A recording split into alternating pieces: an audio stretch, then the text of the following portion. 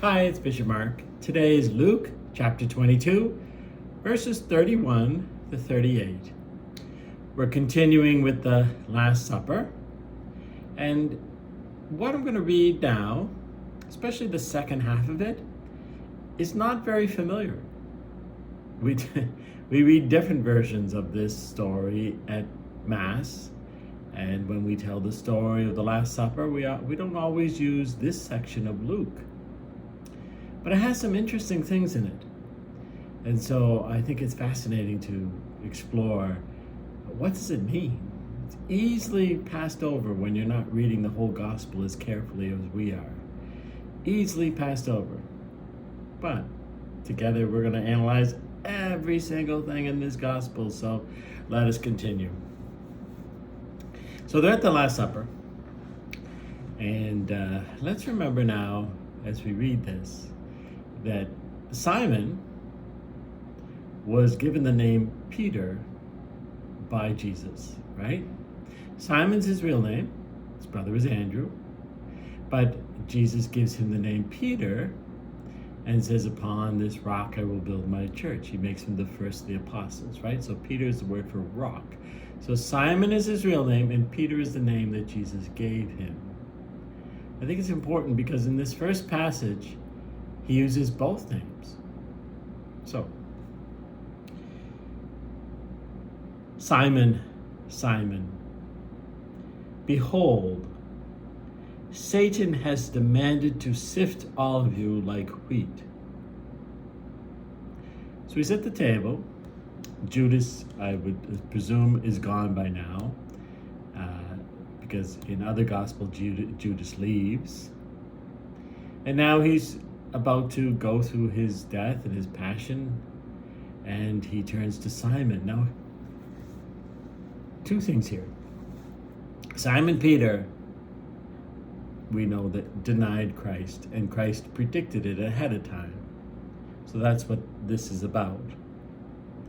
But we know what happened. We know that Peter did deny Christ. Later on, Peter built the church as the first pope. Peter died a martyr.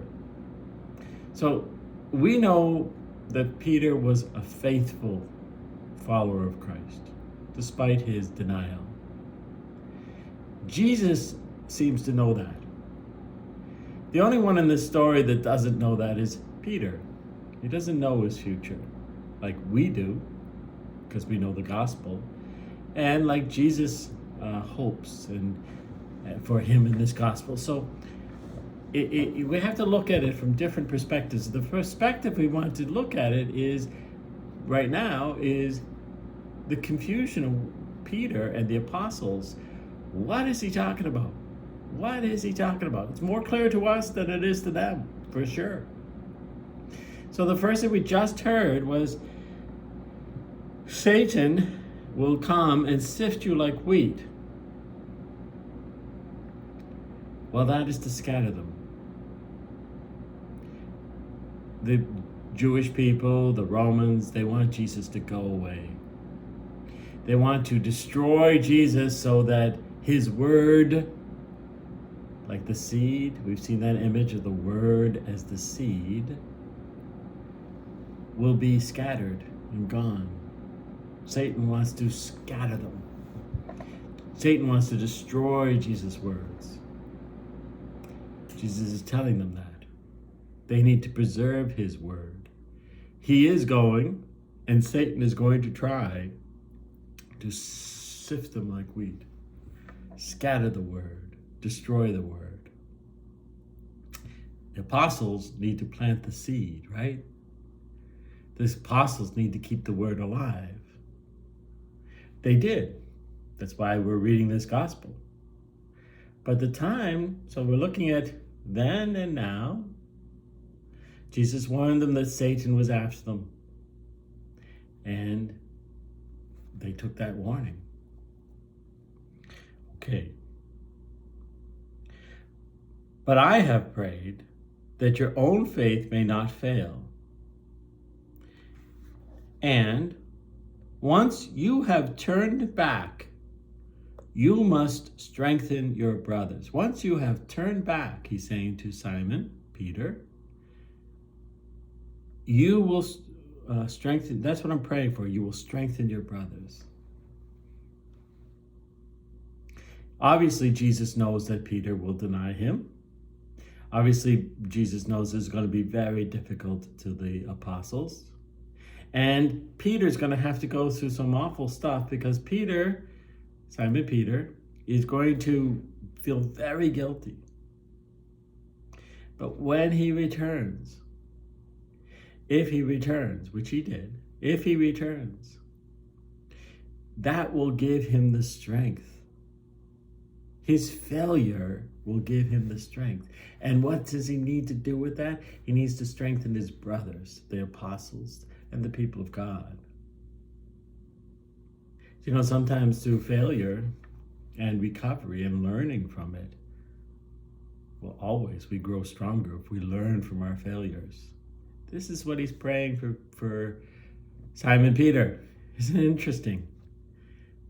He didn't just say, you're going to deny me. There's a purpose in it in Luke's gospel.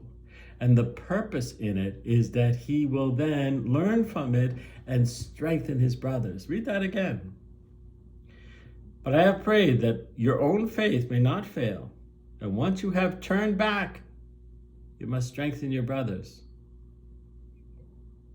He said to him, so this is Peter, Lord, I am prepared to go to prison and to die with you. So Peter's like saying, what do you mean? I am the most loyal person. Of course, I'm prepared to go to prison with you. But Jesus, he replied, I tell you, Peter, called him Simon before, calling him Peter now. Peter is the name of the first pope. Simon is the man. Peter is the pope.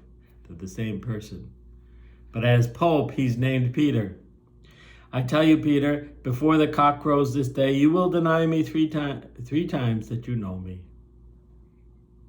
And that's what happened.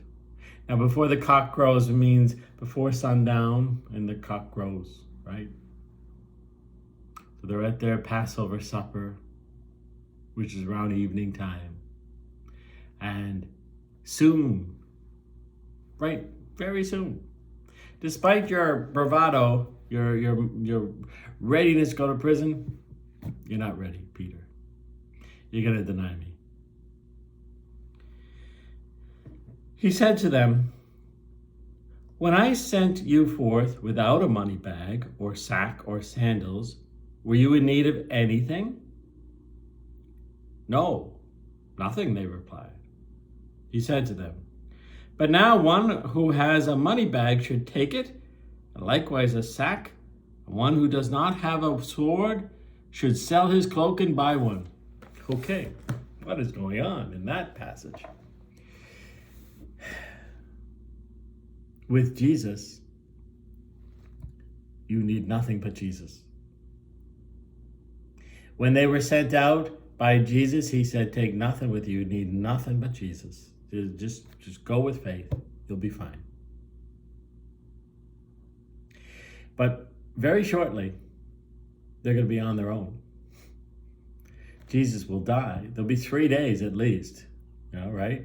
Where they're on their own. And when you're on your own, well, it's time to grab anything you can. You're going to need all the things.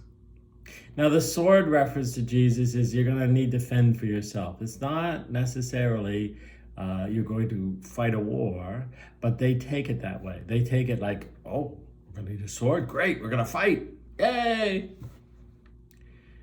But they misunderstand Jesus. Jesus is saying, you need to fend for yourselves. It's what that sign, that whole paragraph is saying. I'm leaving you. You're going to need to fend for yourself. Protect yourself. For I tell you that this scripture must be fulfilled in me. Namely, it was counted among the wicked. And indeed, What is written about me is coming to fulfillment. So he's going back to those Old Testament prophecies of what happens to Messiah, and especially Isaiah, it says that he will be counted among the wicked. They'll, in other words, they're going to treat him like a thief, like a liar, like a criminal. It is to fulfill the scripture. It is the prophecy. It is the way he's going to save us. He's telling them again, I'm going to die. I'm going to be treated like a criminal. And you're on your own. Then he said, then this is Peter. It's hard because they don't say who's saying, but this is Peter. Then he said, look, there are two swords here. That's Peter saying, let's fight. We got the two swords. We're going to fight. Yay.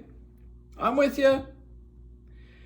Peter, Simon really, the man, misunderstands what Jesus is saying. He still wants to fight. The man, Simon, has to go. The Pope, Peter, must rise. The Pope, Peter, must learn from this experience and in humility save the world and strengthen his brothers. But he, meaning Jesus, replied, it is enough. What he's really saying, it's kind of a bad translation, is that's enough. That's enough of that. Okay. Or it could be, all right, I've said my piece. It's the conclusion of the Last Supper. Simon has to go through an awful lot, but isn't that an interesting passage where you use both Simon and Peter? Simon the human, Peter the Pope. Jesus knows that Simon's, if he survives this in his humanity, he will strengthen his brothers as the Pope. Peace.